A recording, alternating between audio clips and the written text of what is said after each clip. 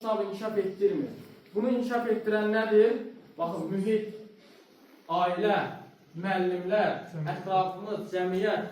Bəli. Bu gün misal üçün 2 nəfər şagird arasında dava baş verir, dalaşırlar. Aralarında mübahisə yaranır. Biz de onlara deyirik ki, biraz danlayırıq, deyirik gəlmə öpüşün barışın. Və yaxud da ki, onları danlayırıq, deyirik sakin olun, bir də dalaşmayın. Sizcə bu problem həll olundu mu? Yox. Biz neynədik? Biz sadəcə həmin problemi üzərinə bir yorğan öpdük sanki. Dedik ki, sən yat burada, sabah neyini yersən? Oyanarsan, yenidən dalaşarsınız. Problemi həll etmək üçün nə etmək lazım idi? Həmin şagirdlərin özlərinin problem həll etmə bacarığını formalaşdırmaq lazım idi. Əgər bir problem varsa, əlbəttə ki, onun nəyi var? Səbəbi. Birinci səbəbi. Problemin səbəbi nədir? 3 en üsulu var. Nə, niyə, necə? Problemin səbəbi nədir? Birinci onu tapmalıyıq biz.